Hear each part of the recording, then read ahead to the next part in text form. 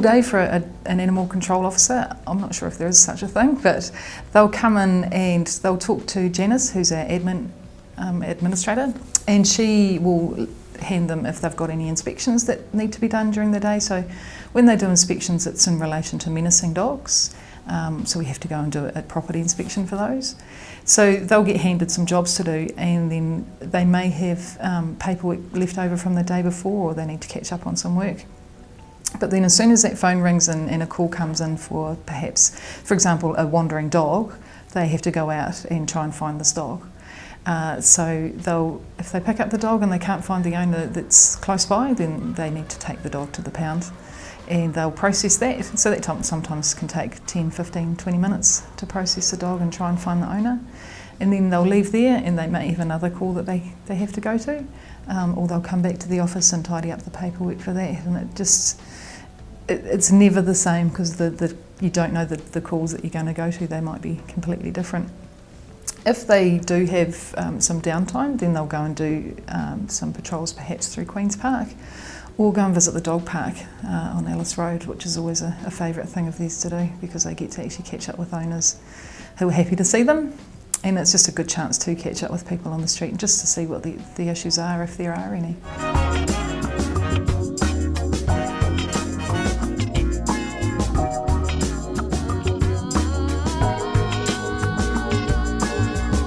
Animal control officers are human. They enjoy their job, but sometimes there's aspects of it that they don't enjoy, and that's usually relating to people who aren't doing what they should be doing. They're not the big, mean, gruff guys going and picking up dogs just because they enjoy it and they enjoy putting them in the pound and just depriving owners and families of their dogs. Nobody enjoys doing that part of it, but I guess the message is there's a job that needs to be done, and these are the guys and girls that are out there doing it. And give them a bit of a break if you see them taking your dog, because there's a reason behind it. They don't just go and swipe dogs off people's places because they feel like it. There's a reason behind it. Every dog owner has an obligation to make sure that their dog is registered and they look after their dog and it's kept controlled and confined. So that's the animal control officer's job, to make sure that everybody's actually doing that.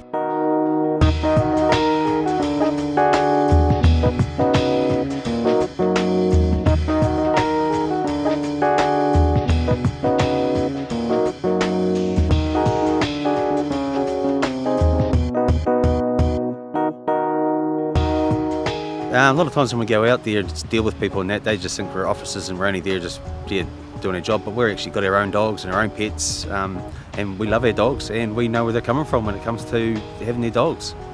No, I mean, I've got dogs, the other officers, she's got a pig, and so we go out there and just try to do our best and help people out. It's good.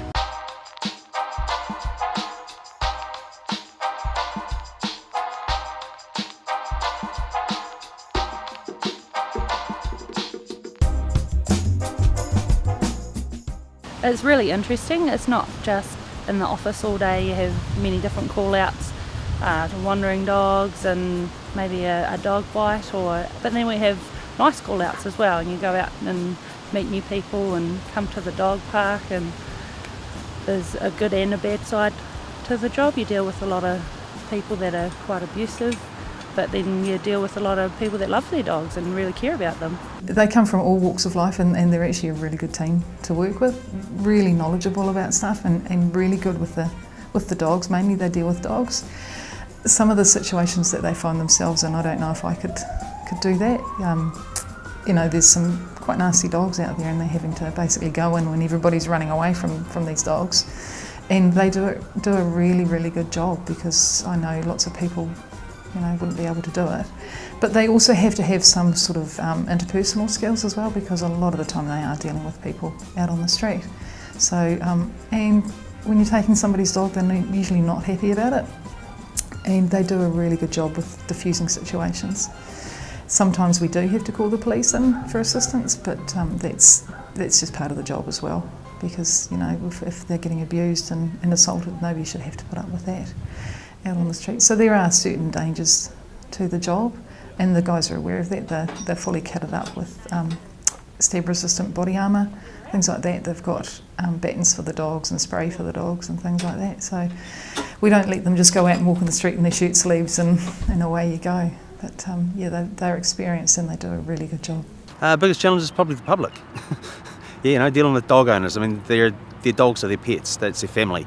So they do get a bit angry at times. But yeah, and we do get angry dogs as well. But yeah, they seem to be easier to handle than some of the people we've got to deal with.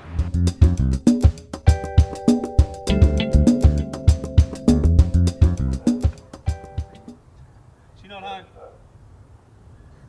Yeah, we're going to end up having to get a warrant to take it. The mongrel mob live in there, and he just told us to go away in a kind of manner that's not so appropriate. But yeah, so we're just going to have to get a warrant and get the police and take the dog away if he won't cooperate. 95% of them are real good to deal with, and yeah, sometimes they get a bit, get a bit angry themselves because their dog's barking and that, and they don't want their dog to be in any trouble or anything. But usually they settle down pretty good, and then they come around and they're good. Yeah, and they respect us for what we do. It's just their job, and they realise that. So moving forward for the council in terms of educating owners, what we're actually hoping to do is get into the primary schools and start actually teaching kids about dog safety awareness and things like that. We have a couple of packages that we're looking at, and we'd really, really like to introduce that into the school. So we're actually doing the more proactive stuff with the kids rather than just the reactive. Obviously we still need to do the reactive stuff, but we'd really like to start getting to the positive and proactive and educating the kids. And if we educate the kids, then 9 times out of 10 it goes back into the families, and without probably even realising it, the kids are teaching the parents, the right and wrong thing to do with dogs and things like that. Because I know it's a very it's an emotive subject, and it's very topical at the moment about dog attacks, and I don't think there's any wrong time to teach a child what to do if they're approached by a dog or things like that. So we're really hoping to be able to get in to do that, because we've got some very talented people that can help us with that. Really, we're just doing our job, and we do care about animals. There's a lot of people think we don't. We do care about animals, and our job's just trying to help people out, really. I mean, if we can get a dog home to someone, we do. Whether or not it costs them fees or not, better to cost $95 to get out of the pound than be run over. So we're only just trying to do a job, guys. Cheers.